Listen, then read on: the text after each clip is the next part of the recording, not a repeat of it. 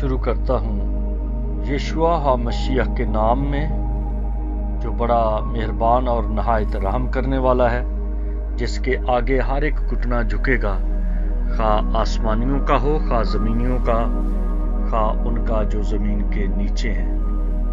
मेरे अजीज़ दोस्तों और MCM यूनिवर्सिटी के तमाम स्टूडेंट्स, आप सबको शालूम, जय मसीह की।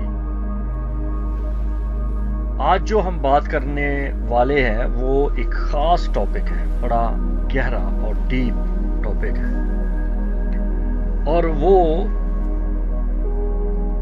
ख़ास तौर पे इस गरज से किया जाता है कि रूह क्या है, क्योंकि बहुत सारे जो MCM यूनिवर्सिटी के स्टूडेंट्स हैं उन्होंने इस बात का तज़किरा किया और सवाल उठाया कि हर शख्स में रूह है और हर शख्स जो है वो अपने अंदर रूह रखता है, तो फिर मसीहों में क्या फ़र्क है।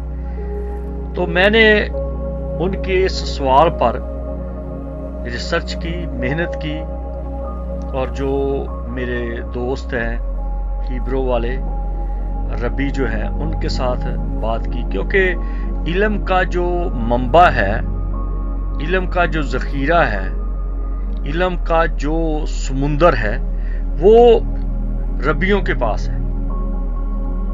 क्योंकि अब आप सादे लफ्ज़ों में आप देखें तो पूरी दुनिया में 93% यानी कि 93% नोबल प्राइज सिर्फ और सिर्फ बनी इसराइल के पास है।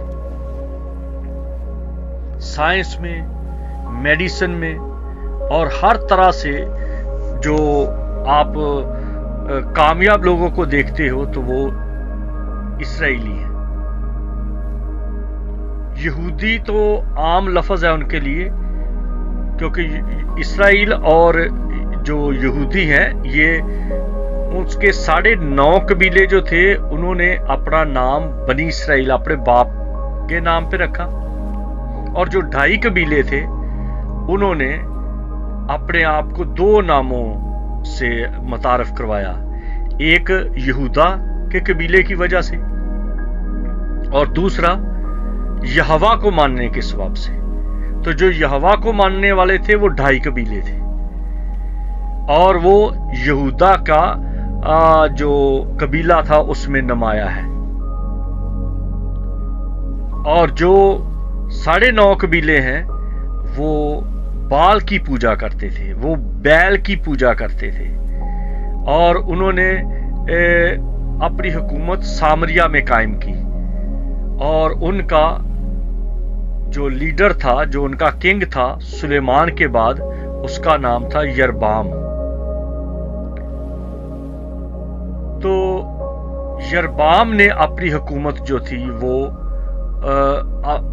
सामरिया में कायम की, और सामरिया उनका दारुल खिलाफा था, और जो यहूदी थे उनका दारुल खिलाफा जो था वो यरूशलेम था। अब जो उनके पास मवाद है, अरामी का मवाद है, अभी तक मौजूद है उनके पास, वो तख्तियां मौजूद हैं, क्योंकि वो अपनी चीजों को साथ साथ लेके चलते थे, उनकी आदत में शुमार है। क्योंकि जब वो मिस्र से निकले तो उस वक्त भी उनके पास वो सारी चीजें, वो मसवदा, यहां तक कि उनके बड़ों की हड्डियां भी उनके साथ थी, और उनके बड़े इस बात के बारे में नसीहत करते थे, वसीयत करते थे कि जब आप इस जगह से निकलो और अपनी मकाम पर जाओ तो मेरी हड्डियां साथ लेके जाना। ये वाहिद एक कौम है जो अपनी याद को हमेशा कायम रहती है, हमेशा अपनी याद में कायम रहती है। मैंने पहले भी एक वीडियो में बताया था कि तालबीब जो जगह है, ये बाबल में इनको एक जगह दी गई, एक एरिया दिया गया, और वहां पर ये रहते थे, और उन्होंने उस जगह का नाम फिर वापस अपने मुल्क इसराइल में कायम कर लिया, और तालबीब जो है उसको इन्होंने दारुल खिलाफा बनाया। और इनके पास तमाम तरह का रिकॉर्ड है, नूह का, तूफान नूह से पहले का, और फिर नूह के बाद का जो इब्राहिम के पास रिकॉर्ड रहा, और वही चीजें इब्राहिम ने अपने बेटे इसहाक को दी, और वही चीजें जो है इसहाक ने अपने बेटे यकूब को दी, और वही चीजें यकूब ने अपने बेटे यूसुफ को दी, और वही चीजें, वही मुआद, वही प्रूफ, सारा कुछ यूसुफ ने मिस्र के खजानों में रखा, लॉकर्स में रखा। वही चीजें दाऊद के पास रही, वही चीजें जब किताबें लिखी गई तो उनको कंसीडर किया मूसा ने, क्योंकि मूसा शहजादा था मिस्र का। तो इस तरह से आप देखते जाएं तो आपको पता चलता जाएगा कि दाऊद के पास भी जो खुदा की बातें हैं वो मनगढ़ंत नहीं है, वो प्रूफ के साथ है। और जो मूसा के पास थी वो भी प्रूफ के साथ थी, जो यूसुफ के पास थी वो भी प्रूफ के साथ थी, जो यकूब के पास थी वो भी प्रूफ की थी, जो इसहाक की थी वो एक तरह से वो उनकी प्रॉपर्टी थी क्योंकि इब्राहिम ने उसको दिया, जो इस्माइल के पास थी वो भी बाप इब्राहिम ने अपने बेटे को दिया, और जो नूह के पास थी वो वही चीजें थी जो उसके अबाउजदाद ने दी, यानी कि हनूक तो आसमान पर उठाया गया, हनूक ने वही पत्थर, वो कुछ चीजें, वो प्लेटें, वो चीजें, वो तख्तियां, वो मतूसला के पास थी, गो मतूसला ने उनको इस्तेमाल नहीं किया। फिर मतूसला ने अपने बेटे लमक को दे दिया, और लमक और मतूसला, लमक थोड़ा सा मतूसला से पहले मरा, लेकिन मतूसला के मरने के बाद कुछ ही देर के बाद तूफान नूह आ गया, तो इसलिए वो तमाम चीजें नूह के पास महफूज थी। ये तो है इल्म का जखीरा जो बनी इसराइल के पास है। इसलिए मेरी कल किसी के साथ बात हो रही थी अपने एक स्टूडेंट से कि आप यूनानी पर फोकस करते हो, यूनानी को अक्सर बाइबल प्रीच करते हुए पेश करते हो, आप अबरानी का क्यों जिक्र नहीं करते, जबकि इब्रानी में तो सारा मसवदा रियल है और यूनानी तो ट्रांसलेशन है। आप यूनानी में तर्जमा कर लो अबरानी का, आप इंग्लिश में कर लो, आप अरबी में कर लो, ट्रांसलेशन तो ट्रांसलेशन है। लेकिन बात है कि जो असली बात है वो अरामी और अबरानी है।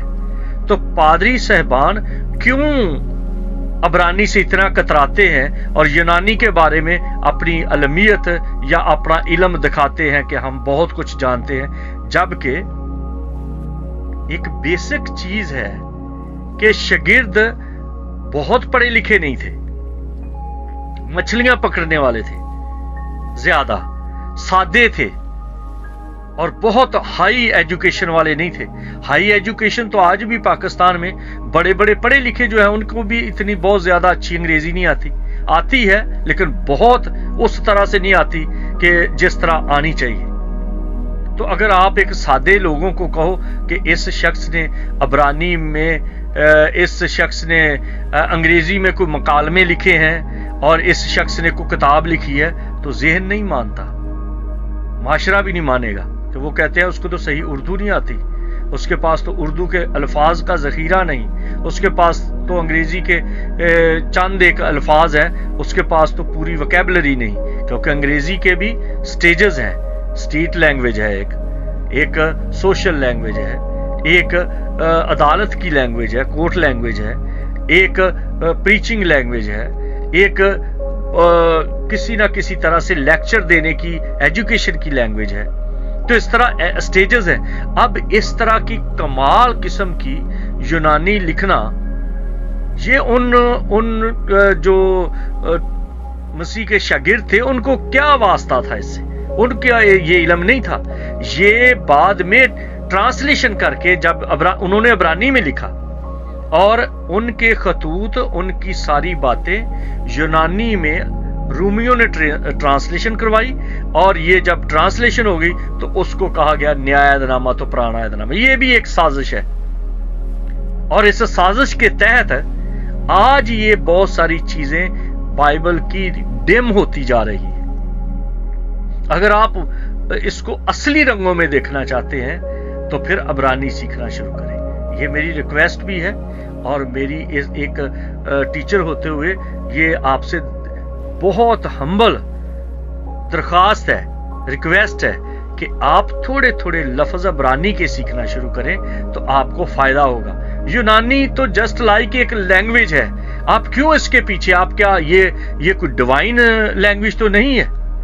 تو آئیے اپنی بات کی طرف کہ روح جو ہے، یہ جب میں نے ربیوں کے ساتھ بات کی تو پوچھا کہ روح آپ کس طرح سے روح کے بارے میں بیان کرتے ہیں، کیونکہ میں نے اسٹڈی وہاں سے دوستوں سے کی ہے اور انہوں نے کہا کہ روح کے مختلف عمل ہے۔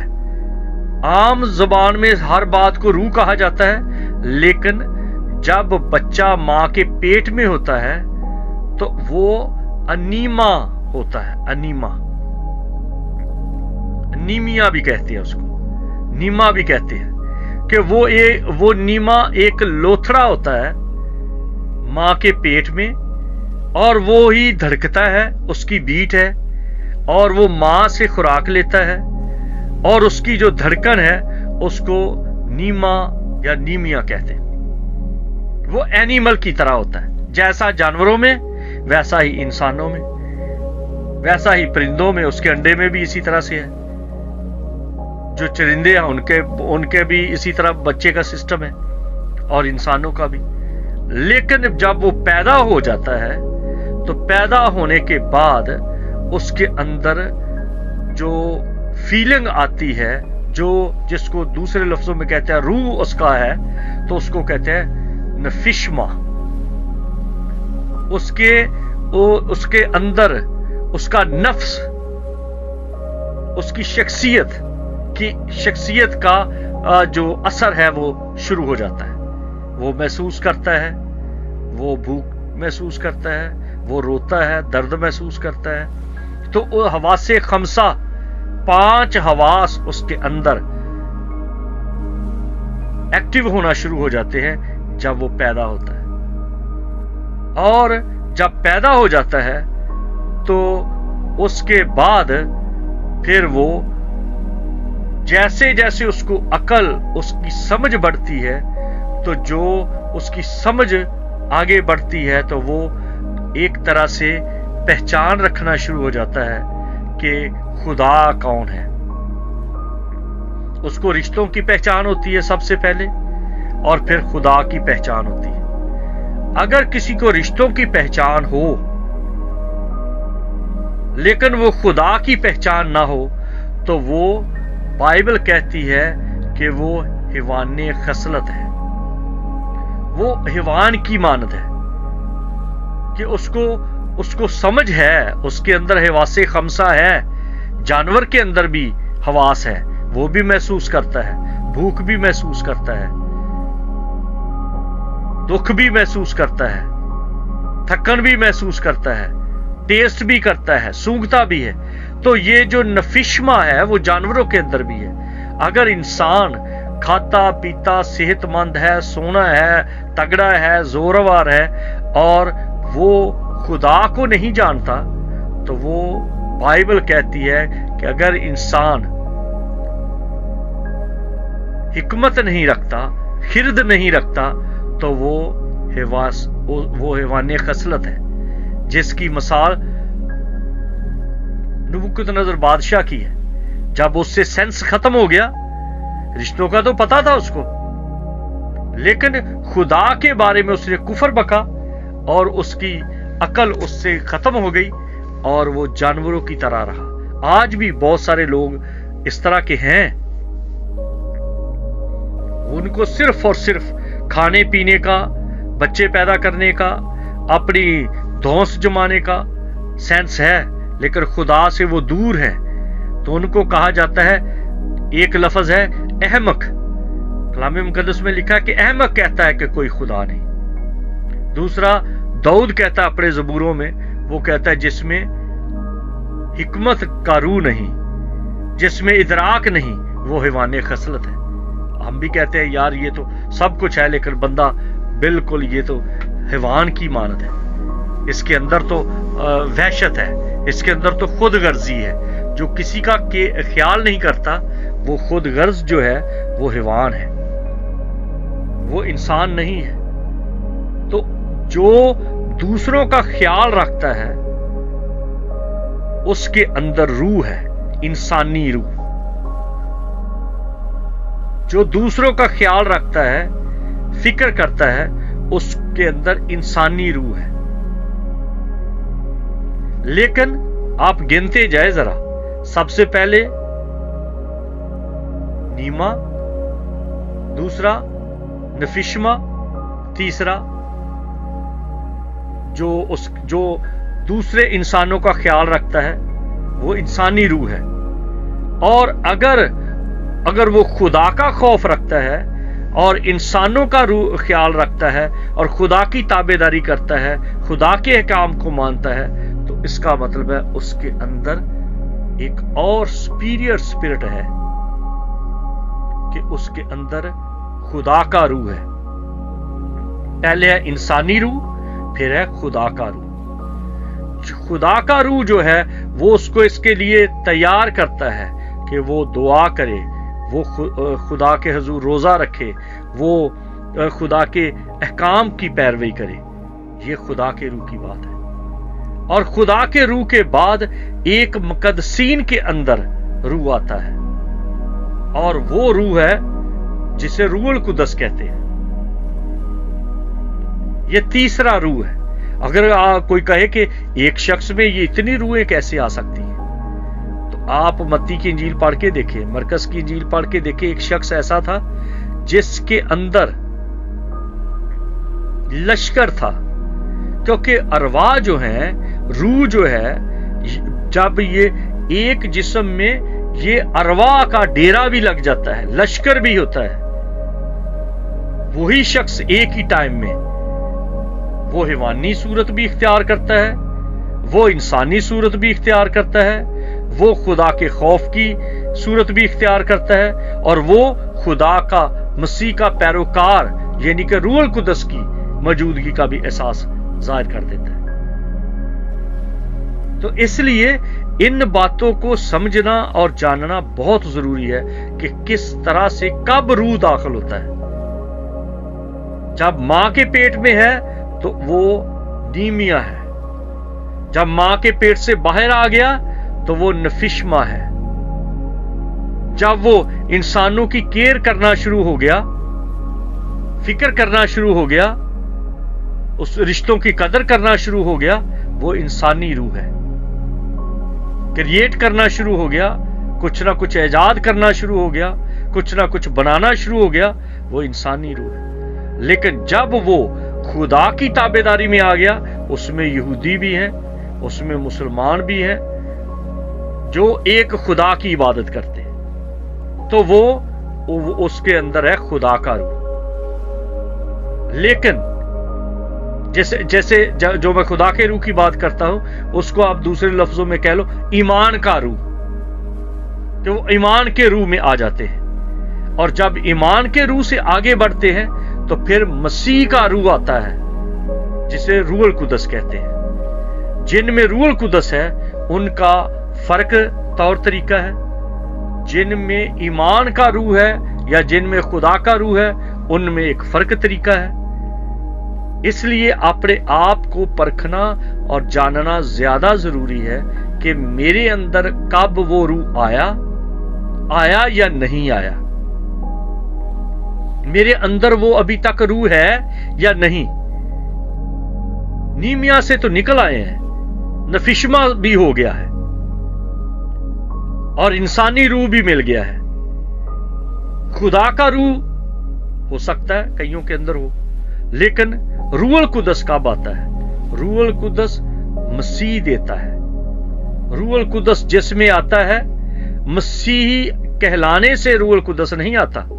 روح القدس اس وقت آتا ہے جب کوئی مسیح کا ہو جاتا ہے۔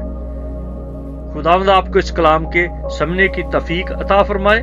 ہم اگلی بات میں دیکھیں گے کہ جب کوئی مر جاتا ہے تو پھر یہ روح جاتا کہاں پہ ہے۔